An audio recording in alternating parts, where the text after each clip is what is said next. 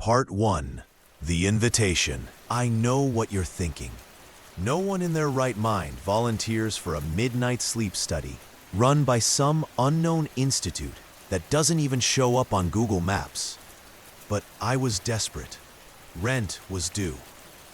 My bank account was a horror story on its own.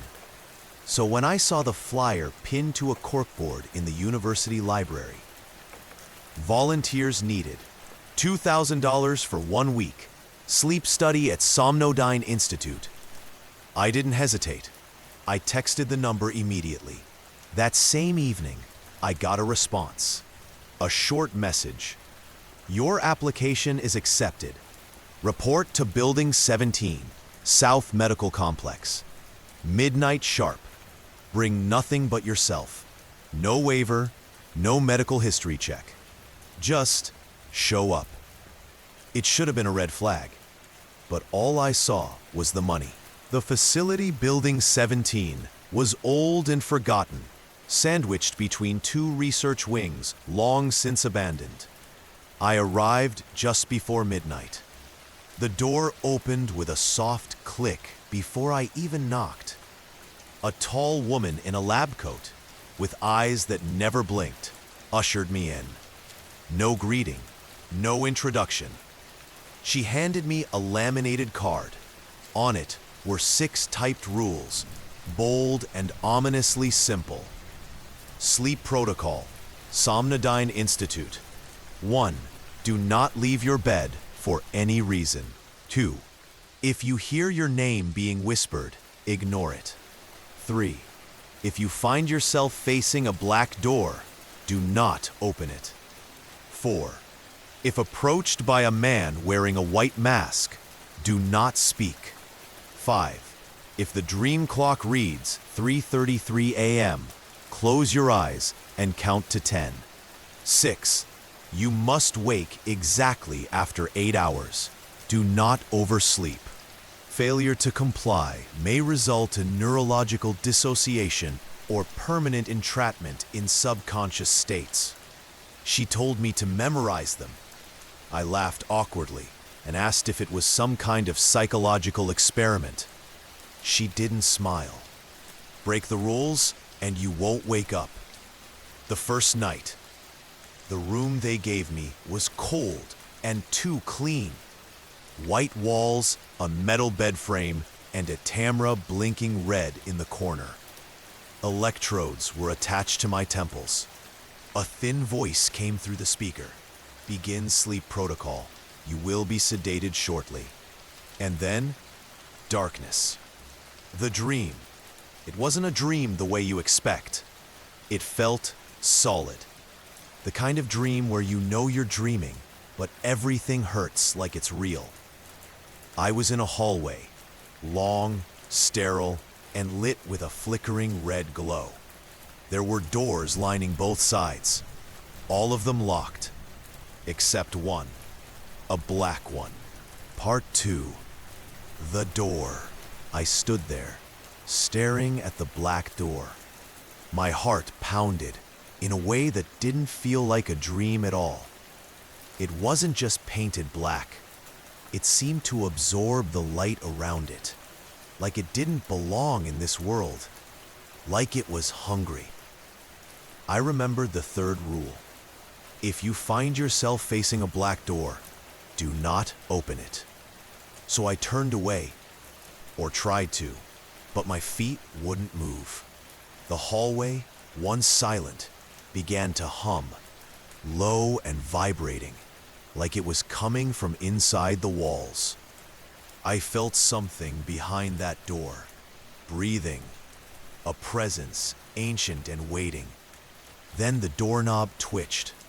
I bolted down the hall.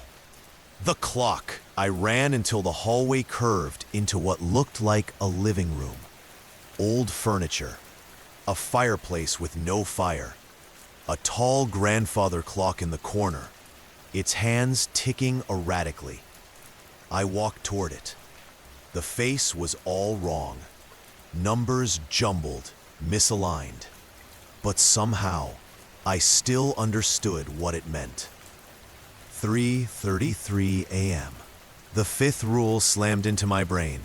If the dream clock reads 3:33, close your eyes and count to 10. I dropped to my knees and shut my eyes tight.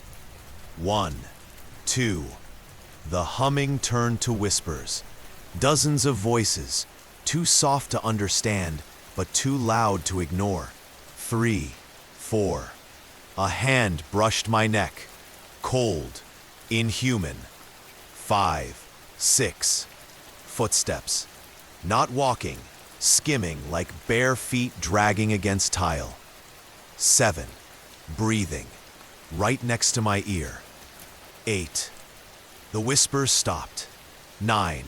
A voice said my name. 10. The man with the white mask. I opened my eyes. He was there, standing a few feet away. Tall, thin, and dressed in a patient's gown like mine. His face covered by a smooth white ceramic mask. Expressionless, with only 2 holes for eyes. He tilted his head, slowly, like a curious animal. I remembered Rule 4. Do not speak to the man with the white mask. I bit my tongue. He took a step forward. My vision blurred at the edges. I backed away, hands trembling, and fell into something soft. A bed. My bed. The real one. In the lab. I woke up gasping. Back in the lab. The red camera light was blinking. The monitor beside my bed was beeping faster than before. The woman in the lab coat entered, scribbling something onto a clipboard. She looked at me like she was trying to decide if I had passed or failed. "Did you see the door?" she asked. I hesitated. "No." She looked up sharply. "You almost did. Don't lie next time. It makes them notice you." Before I could ask what she meant, she walked out. Part 3. The Whisper. I didn't sleep the next day. I couldn't. Every time I blinked, I saw flashes of that mask. And that voice, my name, spoken like a secret only the dark should know, still echoed in my skull. At 11:45 p.m., the loudspeaker crackled to life in my room. "Prepare for sedation. Night 2 begins in 15 minutes." I sat frozen. My pulse raced. Part of me wanted to rip off the electrodes, run from the lab, never look back. But I didn't, because another part of me, a darker, colder part, wanted to know what was behind that door. Back into the dream. The sedation hit harder this time. No gentle fade out, just an instant blackness, like the world had been shut off. When I woke in the dream, I was in a long hallway again. But this one was different, warped. The walls were pulsing like breathing lungs. The air smelled like damp earth and iron. Ahead of me stood the same black door, but this time it was open just a crack. Something inside shifted. And then, Daniel. My name, whispered, low, intimate. Rule 2 screamed in my head. If you hear your name being whispered, ignore it. I squeezed my eyes shut, but the whisper got closer. Daniel, you left the door open. You should really come back and close it. My hands began to shake. That voice, it sounded like my mother. But I hadn't spoken to her in over a year, and she certainly wasn't in this place. You always leave things unfinished, Daniel. That's why you never wake up on time. My eyes shot open. The hallway was gone. The mirror room. Now I stood in a room lined with mirrors. Dozens, maybe hundreds, all showing slightly wrong reflections. Some versions of me had no eyes. Others bled from their mouths. But one mirror, The one in the center was empty. I stepped closer. As I reached out to touch the glass, a hand reached out from the inside. It grabbed my wrist. The hand was cold and shaking, like mine, but older, bonier, desperate.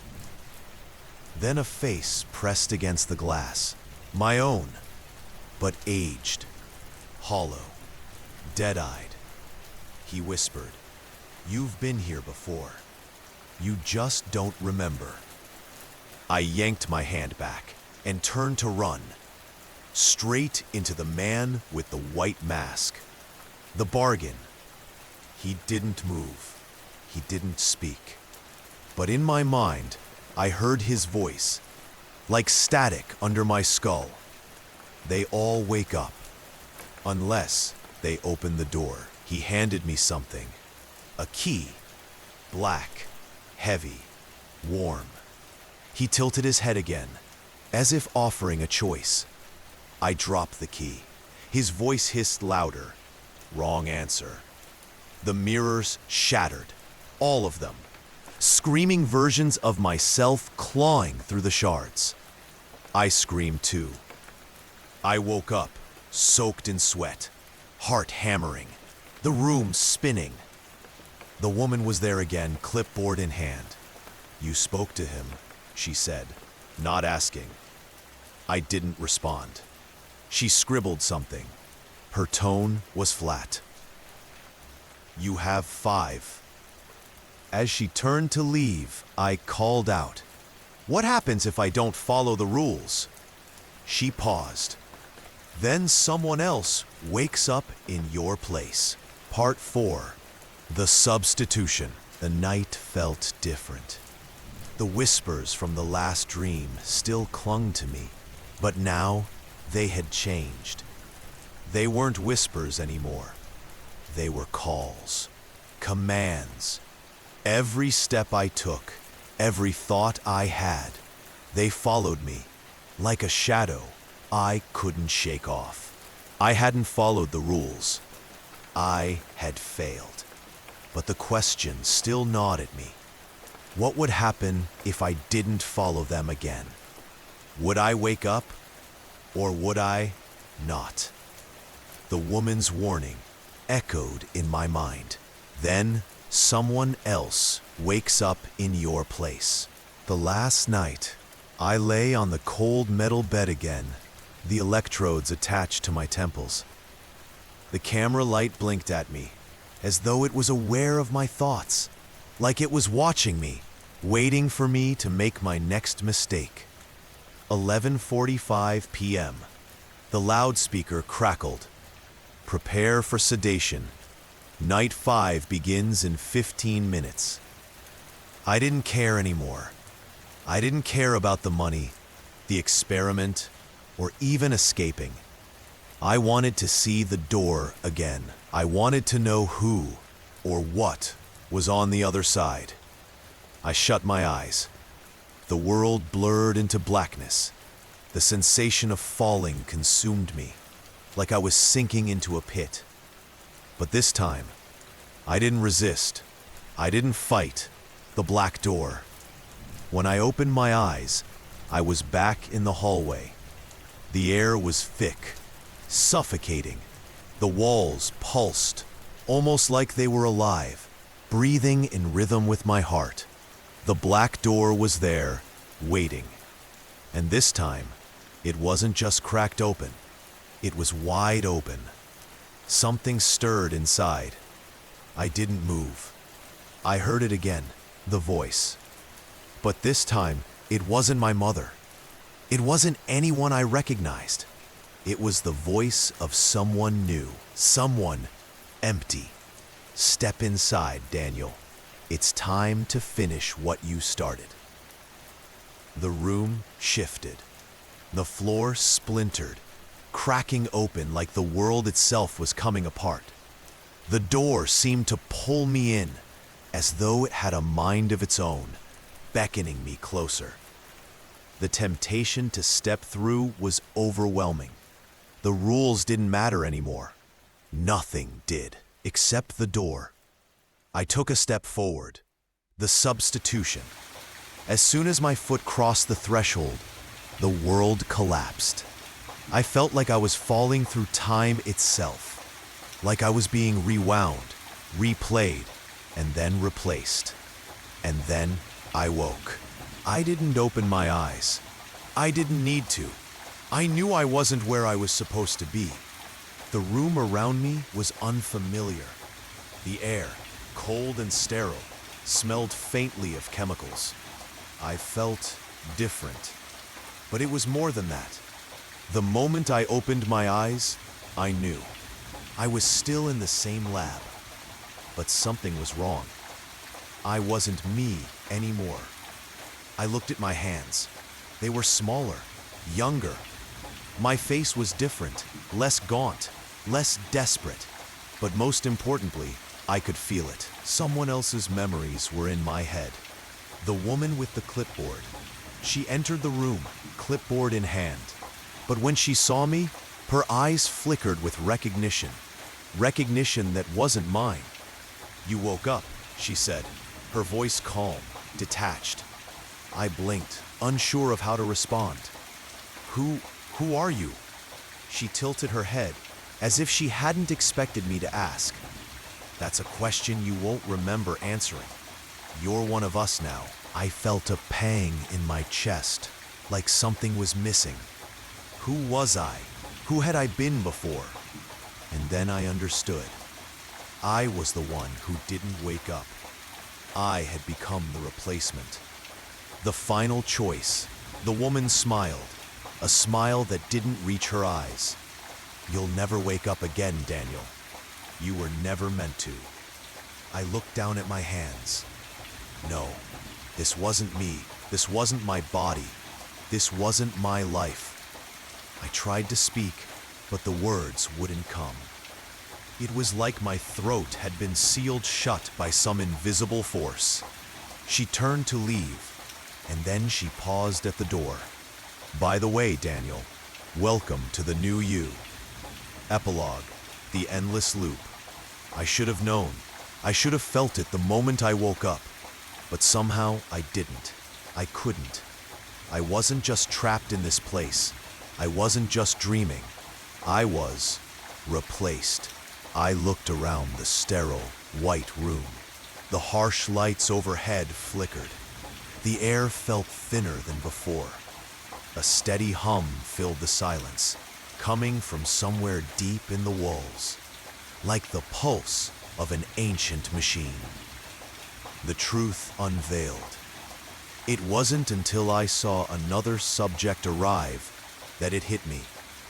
He was being escorted into the same room where I had woken up. His eyes were glazed, vacant. He didn't look at anyone. His feet barely touched the floor as he shuffled forward, the sound of his footsteps echoing through the hall. I watched him from the corner of the room, trying to ignore the gnawing emptiness inside me. The woman with the clipboard appeared again, her eyes meeting mine. She didn't speak to me, but the look she gave me told me everything I needed to know. "This is the cycle," she said, almost as if she was speaking to herself. "This is where the old you ends, and the new you begins." The replacement process. I didn't know what had happened before, what I had been before.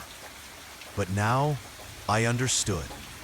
The institute, the sleep study, the rules, it was all a game. A cruel, endless game where only one thing mattered: substitution. When a subject failed, when they broke the rules, or worse, when they opened the door, they didn't die. They didn't disappear. They were replaced. Their bodies were still there, in that twisted, distorted dream world. But the soul, the consciousness, was removed, and someone else stepped in. Someone who would live their life. Someone who would replace them, like a puppet taking over a broken marionette. I was the new Daniel, but the old one, he was gone. lost forever to the dream. The endless loop, it was the same for everyone who came before me, and it would be the same for everyone who came after. A never-ending cycle of dreams, of rules, and of replacements. The others, the ones who had woken up before me, weren't gone either. They were still here, trapped inside their own minds, their own bodies, lost in the labyrinth of nightmares. The woman with the clipboard had been watching us all along, tracking our every movement, every thought. She didn't just monitor the experiment, she controlled it. She was part of it. And she wasn't the only one. There were others. I knew that now. Others who were like her, whose job was to replace the ones who couldn't make it out. They were the architects of this nightmare. They kept the loop going. The final decision.